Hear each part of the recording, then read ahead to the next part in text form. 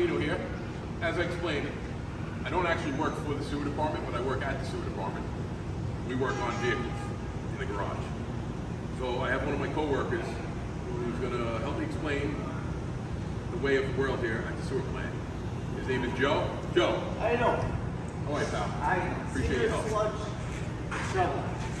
How you doing, guys? So I hear you want to know a little bit more about the sewer department. Yeah, we need to straighten me up a little bit. So we're going to take a walk and we're going to figure out some things and you can explain to the people how our plant works. First stop, we're going to head to the Borac room. All right, let's go.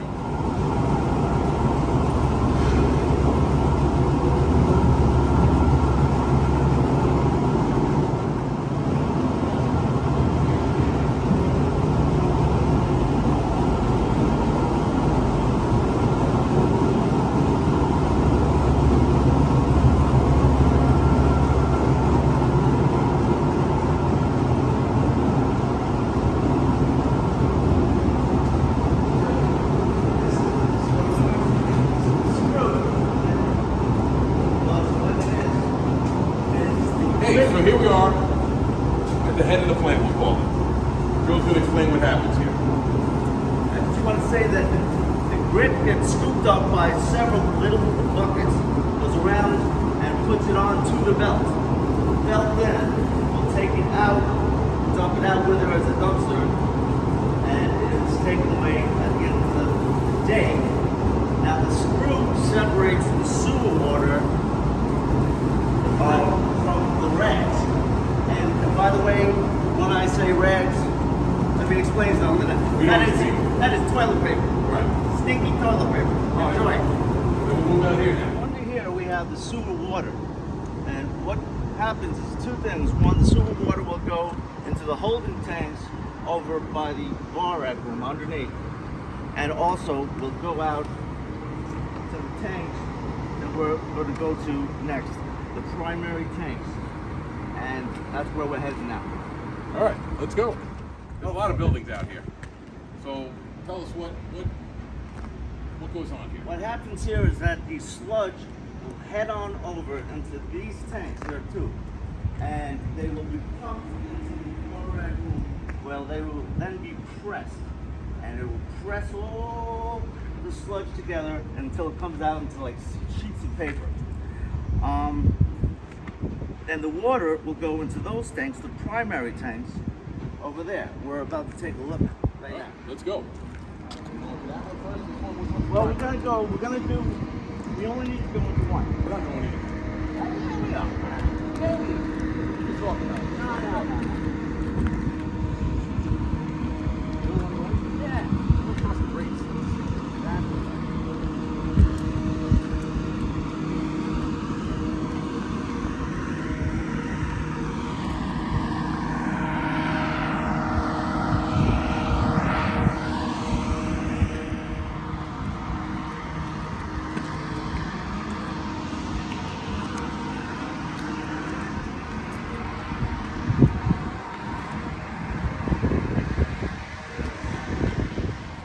So it says confined space, Joe. I know we need permits and stuff like that to go in there, so maybe we'll just shoot from out here and you can explain.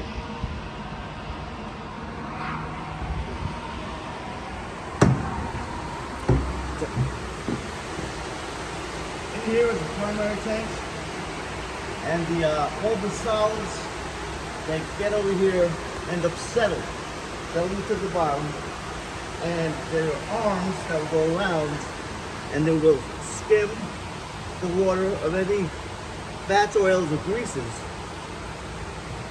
and send it to the tricklers. There are 3 tanks. 1, 2 that you're looking at, and across the way is number 3. Those primary? These are primaries.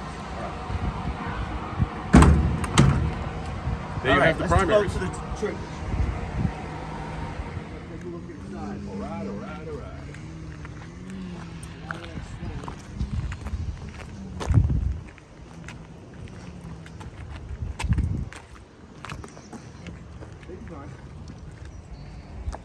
So here we are, trickling filter number 1. Confined space, permit entry only. So we're gonna open the door, we'll take some video, and Joe will explain what goes on here. Well, take it, Joe. You got it. Well, after the tanks that we've just been through, the primaries, overflow, they then come to the tricklers. If you look closely, the tricklers have arms, and depending on how much the overflow was, will decide how much water will trickle down before it ends up heading towards the final tanks, which we're about to go to now. All right, let's roll. All right, let's rock and roll. I'll get the door.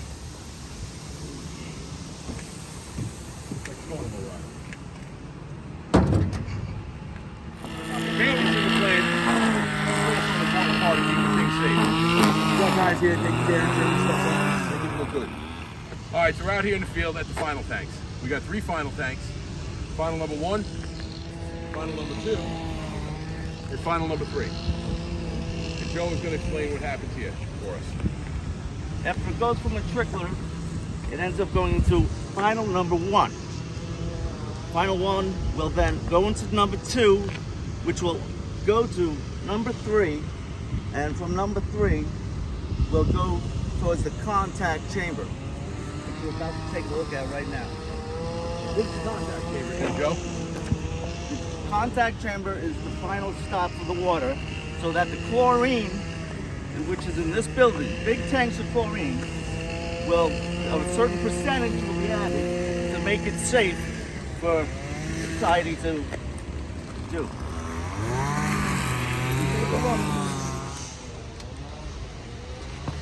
All right, go.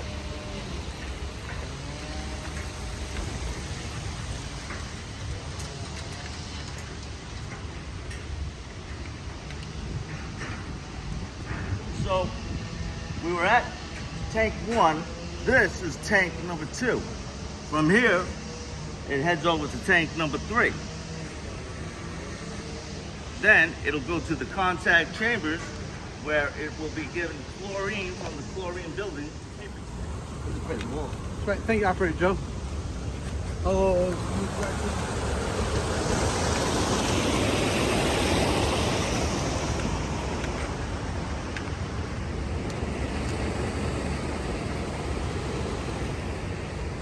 All right, so here we are.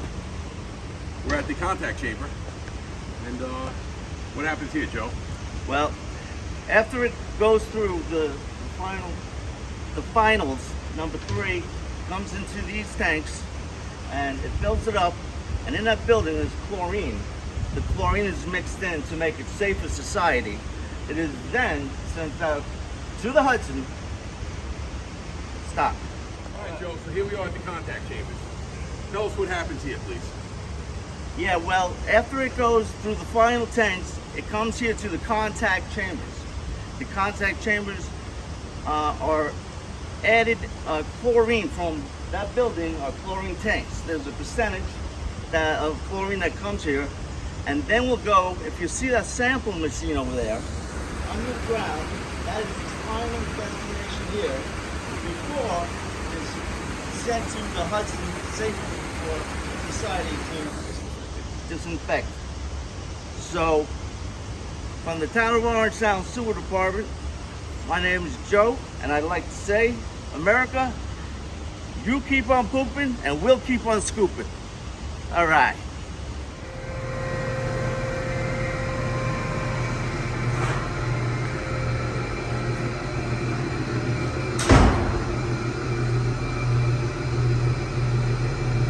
Chemicals.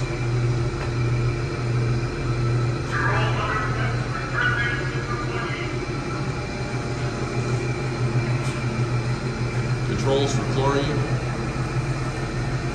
I was told they're repairing this one today.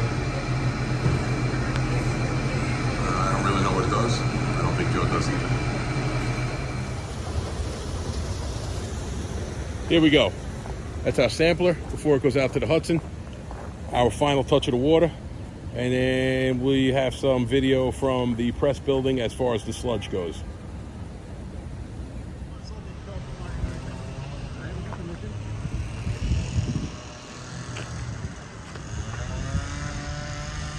Ready? All right, so Joe's up there. These are the controls for the flow to the trickler filters. All I want to say is that these controls to all the tanks between this tower and the tower over there, the orange rails. is how you turn on and off so maintenance can be done on the tanks.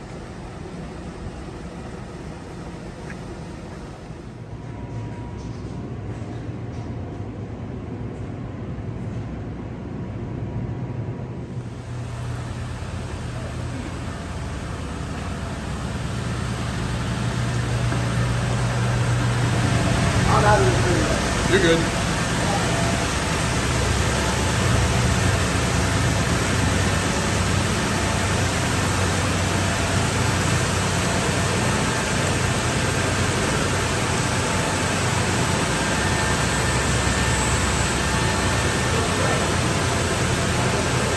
All right, Joe, here we are at the press building. All right, so from downstairs, it gets pumped up to the top of this press.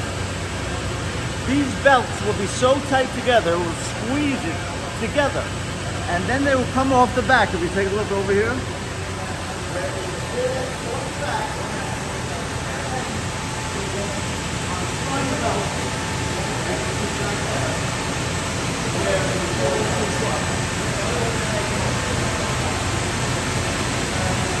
Got it.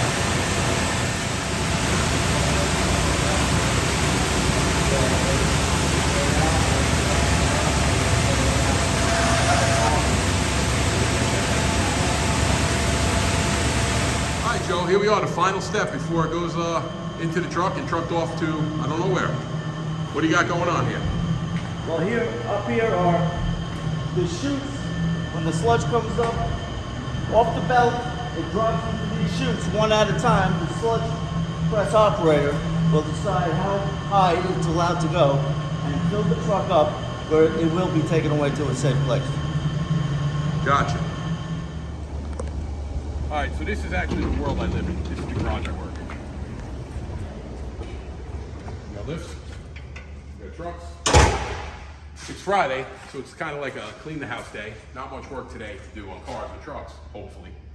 But this is where I live.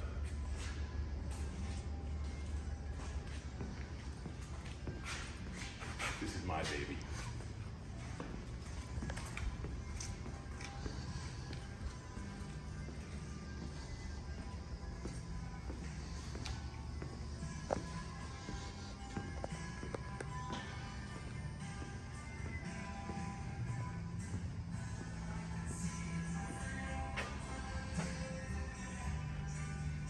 And that's a wrap. Hi, Frank Panino here.